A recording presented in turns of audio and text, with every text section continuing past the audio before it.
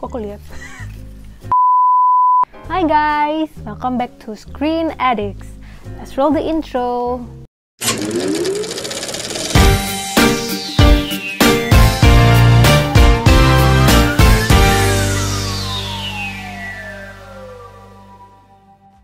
Hai guys, hari ini kembali lagi dengan gue Karissa. Hari ini gak ada Albert nih. Nah, untuk episode kali ini, gue mau ngerating semua teenage drama series yang terkenal banget, yang mungkin kalian udah nonton atau kalian belum nonton. Dan gue akan rating dari 1 sampai 10, 1 paling jelek lah ya, dan 10 tuh yang paling bagus. Nah, menariknya gue akan menarik 5 aja dari total 10 list dengan random. Jadi nanti gue akan tutup mata dan ngambil dari fishbowl ini. Oke, gue ada 10 list sebenarnya untuk teenage drama series yang lagi hits banget. 1 Riverdale, The Chilling Adventures of Sabrina, ada Elite, ada Sex Education, ada The Society, Pretty Little Liars, ada Gossip Girl, ada Never Have I Ever, 13 Reasons Why, dan yang terakhir Euphoria. Sekarang gue akan memilih the first series yang akan gue rate, oke? Ambil dulu. Wow. Elite. Y saldrán los líderes del mañana. ¿Sois los nuevos? Pues suerte, la vais a necesitar. Paraíso, chaval. Hola, me llamo Samuel. ¿Qué ha dicho el camarero? Jadi kalau kalian belum pernah nonton Elite itu secara ringkas ya ceritanya itu tentang anak-anak SMA. Ya iyalah ya, anak SMA masa orang kantoran. Terus anak-anak SMA ini tuh kebanyakan semuanya anak-anak orang kaya, that's why judulnya kan Elite. Jadi ini anak-anak Elite nih ceritanya di Spanish. Tapi uniknya yang menjadi konflik dari cerita di Elite ini tuh nanti tuh ada beberapa anak beasiswa yang bukan anak orang kaya untuk nanti mereka masuk ke sekolah anak-anak orang kaya ini. Nah, konfliknya itu nanti berputar di situ, dimana interaksi dari anak-anak dari kaum atas dan yang kaum bawah. Terus nanti juga ada banyak drama-dramanya lah, bener-bener drama banget sih film ini.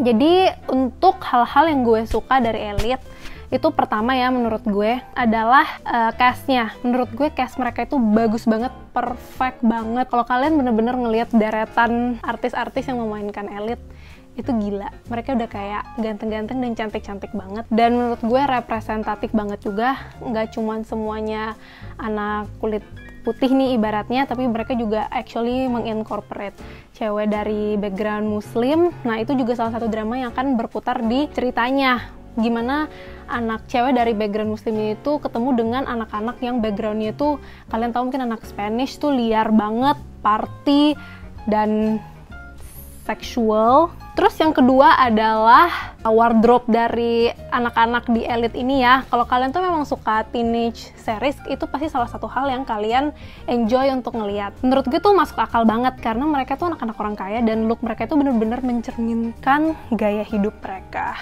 Kayak kelihatan banget lah pakai tasnya itu yang branded banget, stylenya juga keren-keren, makeupnya tuh juga bagus-bagus banget. Jadi tuh gue suka banget. Kalau kalian nggak tahu, cast members di Elite itu tuh juga banyak yang main di La Casa de Papel atau Money Heist. Kayak ada Denver, ada cewek yang di season 1 yang jadi salah satu tahanannya, terus ada juga Rio. Next yang gue suka dari Elite adalah mereka itu berbahasa Spanish. Amigos. Ya obviously ini tuh memang TV series dari Spanish ya, tapi gue jujur baru ini tuh TV series Spanish kedua yang gue nonton setelah La Casa de Papel, dan gue tuh bener-bener suka banget ngedengar orang ngomong bahasa Spanish. Tiap kali mereka ngomong itu, mungkin kalau kita yang ngomong tuh biasa aja, tapi kalau mereka ngomong tuh jadi kayak lebih seksi dan lebih lively gitu. Dan gue juga belajar beberapa kata-katanya seperti por favor, muy bien, ¿por qué no? Untuk Elite gue kasih rating 8 karena menurut gue bagus banget series ini, bener-bener capture semua drama teenagers yang kita suka dari seri-series pada umumnya. Terus plotnya juga walaupun dramatis banget tapi masih masuk akal, masih bisa diikuti. Tapi ini a bit of parental guidance ya untuk series ini karena actually banyak banget nude scenes-nya atau nudity dan seksnya. Jadi mungkin anak-anak di bawah 17 tahun agak hati-hati nontonnya. Gitu deh kira-kira, walaupun sebenarnya scene-scene itu memang menjadi daya tarik sih buat gue.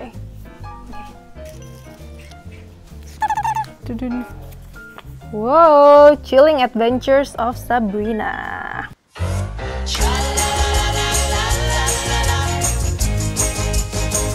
In the town of Greendale, where it always feels like Halloween, there lived a girl who was half witch, half mortal, who, on her 16th birthday, would have to choose between two worlds, the witch world of her family and the human world of her friends. And that girl is me. Kalian kalau tahu Riverdale, Chilling Adventures of Sabrina itu actually adalah kayak alternate universe dari Riverdale. Karena kota Riverdale itu sebelahnya kan ada Greendale. Nah, setting untuk Sabrina itu adalah di kota Greendale. Untuk background cerita Sabrina sedikit, itu tuh tentang sekelompok penyihir, atau ngomongnya kan coven nih kalau penyihir. Sabrina itu salah satu penyihir, tapi orang tua dia itu mix gitu, satunya manusia, satunya penyihir. Tapi instead of dia dibesarkan di kumpulan penyihir only, dia itu actually sekolah di sekolah yang isinya anak-anak manusia. Jadi teman-teman dia itu kebanyakan manusia-manusia normal. Nah itu sih konfliknya nanti menyeimbangkan romance dia dan kayak menyeimbangkan sisi manusia dia dan sisi penyihirnya. Nah, Chilling Adventures of Sabrina itu actually sekarang udah ada 3 seasons dan gue nonton 3 seasonsnya. Season 1 bagus, tapi ya kayak masih oke, gitu perkenalan ya. Season 2-nya bagus, pakai banget. Menurut gue yang gue suka dari Chilling Adventures of Sabrina adalah script writing-nya. Script writing-nya tuh keren banget. Ini tuh bukan tipikal drama teenagers yang kayak cuman sekolah biasa, tapi kan ini actually memakai fantasi juga ya. Menurut gue script writing-nya tuh bagus banget, kreatif banget. Mereka menggunakan background agama Kristen, terus mereka tuh diputar-putar lah gimana supaya menciptakan suatu universe-nya witch gitu, karena witch itu kan sebenarnya kebalikan dari kayak ibaratnya gereja gitu. Jadi tuh menurut gue keren banget. Sayangnya menurut gue season 3-nya itu kurang mengikuti atau live up to season 2-nya, karena season 2-nya itu udah bener-bener super keren. Season 3-nya itu agak turun. Jadi untuk Chilling Adventures of Sabrina, gue kasih rate 7 karena menurut gue ini tuh refreshing banget, beda banget sama series-series teenagers yang pada umumnya. Tapi gue mau kasih warning dikit, ini tuh scene-nya banyak yang agak serem ya, karena dia tuh menggunakan banyak elemen kayak monster atau hantu gitu-gitu, karena kan dia witch nih ceritanya. Nah, bagi kalian yang agak lembut nih hatinya ya, agak takut gitu ngeliat yang serem-serem, mending jangan ditonton sebelum tidur sih, karena mungkin bisa bikin anxious atau jadi kayak susah tidur gitu. Euphoria. I'd like each of you to get up and tell us a 5-minute story about your summer.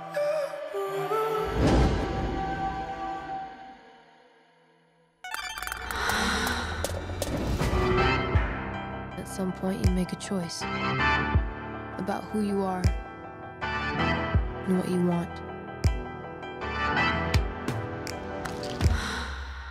Oke, jadi gue tahu nih memang banyak orang yang nggak terlalu tahu tentang Euphoria. Euphoria itu actually bukan dari Netflix. Jadi kalau kalian yang berlangganan dengan Netflix, so sorry kalian nggak bisa nyari series ini.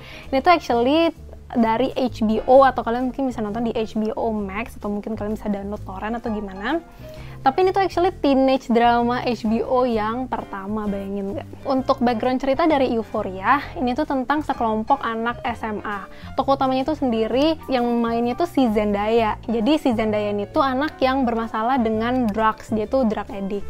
Jadi jarang banget gak sih tokoh utama tuh yang anak remaja yang dia drug addict gitu ceritanya. Terus dia tuh ada teman-temannya juga di sekolahnya yang punya masalah-masalah tersendiri. Jadi Euphoria ini tuh dealing dengan masalah-masalah remaja yang jarang banget di highlight, misalnya drug abuse, terus ada violence di keluarga juga, transsexual students dan yang lain-lain. Jadi itu very interesting. Terus yang gue suka juga adalah karakter development-nya atau cast members-nya, karena menurut gue karakter development-nya itu bener-bener nggak ada orang yang baik dan yang jahat kayak dua dimensi gitu loh. Tapi mereka tuh semua memang ada background-nya masing-masing. Kenapa mereka melakukan certain things, itu tuh semua dijelaskan gitu. Jadi menurut gue tuh menarik banget dan relatable banget, karena emang in real life kan emang kayak gitu.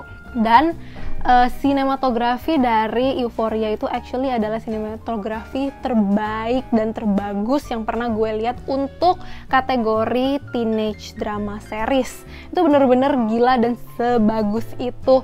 Everything tuh perfect banget, gak cuma sinematografinya, tapi makeupnya, wardrobe-nya itu semua tuh juga iconic banget.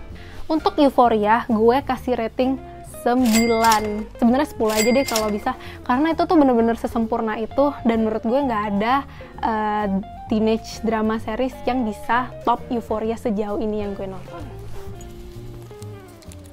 Tada! 13 Reasons Why. Hey. Hey.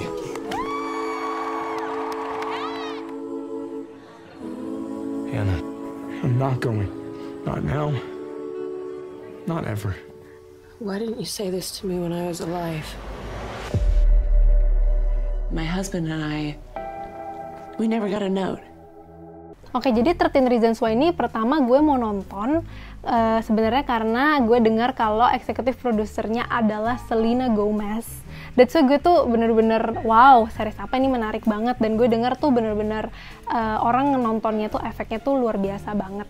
13 Reasons Why gue mau kasih background dikit tentang ceritanya. Kalau kalian nggak tahu, dia itu dimulai dengan season 1-nya ada seorang salah satu tokoh utamanya cewek yang bunuh diri karena dibully. Dan di setiap episode itu cewek itu kayak ninggalin tape dimana dia ngasih ke tiap orang yang menurut dia tuh bertanggung jawab untuk kenapa dia bunuh diri at the end. Sekarang ini 13 Reasons Why itu udah ada 4 episode, dan actually season 4 ini tuh udah final season ya.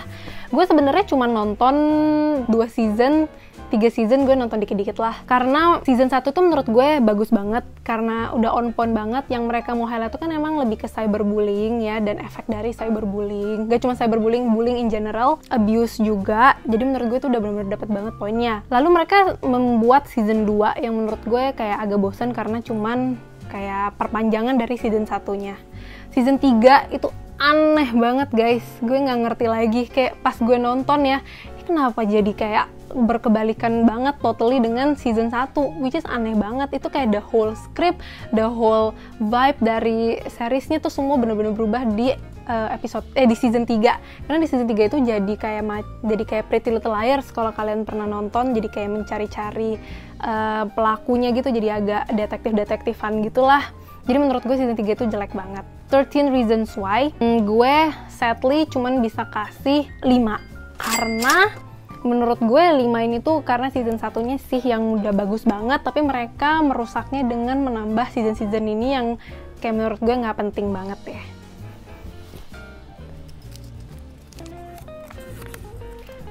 Riverdale. So, camping this weekend. Are we still on? I'm open, but what are we talking about here? Like The woods. But remember, this could possibly be our last summer to do this because next year we'll be getting ready to go to college. Hey, Dad. Gue yakin sih semua orang tuh udah pada nonton Riverdale karena itu hits banget ya. Tapi gue mau kasih background dikit tentang Riverdale. Actually Riverdale itu diambil dari komik Archie kalau kalian pernah nonton. Kalau gue tuh dulu suka banget ya baca komik Archie karena pas gue ngeles tuh dulu pasti selalu ada komik-komik Archie. Jadi pas gue denger Riverdale itu tuh kayak adaptasi dari komik ini, gue tuh lumayan excited kayak wow apa ini gitu kan. Terus gue nonton dan sebenarnya gue suka banget ya karena kan actually Riverdale itu ada 4 season I think sekarang, atau 5 ya? Gue udah nggak keep track sih actually. Jadi season 1 tuh gue suka banget sebenarnya, kayak menarik banget aja karena cast-castnya of course gue udah tau lah dari komiknya, ada Archie, ada Betty, ada Veronica. Terus vibe-nya tuh memang lebih ke detektif, pembunuhan, misteri gitu, dicampur dengan drama-drama remaja pada umumnya lah, kayak ada romance-nya, ada yang lain-lain. Jadi menurut gue season 1-nya tuh udah bagus. Lalu masuklah season 2, season 3, lalu season 4. Gue nggak bisa berkata-kata sih. Mulai makin rancu aja plotnya dan gak make sense dan dipaksain banget. Kayak bayangin tiba-tiba ada serial killer, tiba-tiba ada kayak cult, terus ada kayak tiba-tiba banyak banget yang mati, sumpah. Gue tuh nggak ngerti sih, padahal gue tuh merasa season 1-nya itu udah bener-bener promising banget. Terus ya udah akhirnya setelah di season 3 gue stop nonton karena udah terlalu gak make sense. Oke, jadi untuk Riverdale gue kasih rate 4. 4 ini juga gara-gara season 1-nya. Kalau enggak sih kayak 1 aja deh. Sejelek itu yang season-season setelahnya. Actually gue suka banget sih sama cast membersnya Riverdale, karena kan banyak yang artis-artis yang dulu belum siapa-siapa terus diangkat sama Riverdale terus akhirnya jadi terkenal banget, kayak Lily Reinhardt, terus ada Camila Mendes, itu kan semua terangkat banget dari Riverdale. Dan mereka tuh actually semuanya menurut gue lumayan good actors dan aktris, dan mereka deserve untuk main di series yang actually benar-benar bagus. Oke guys, begitulah 5 rating untuk teenage series yang udah gue nonton dan yang lagi hits banget sekarang di Netflix atau di platform-platform lainnya. Kalau kalian interested untuk more teenage series yang mau di review atau mau di rating, atau kalian penasaran aja, kalian bisa komen di komentar. But otherwise, thank you for watching. Jangan lupa like dan subscribe video ini dan share ke teman-teman kalian. We'll see you at our review di next episode. Bye!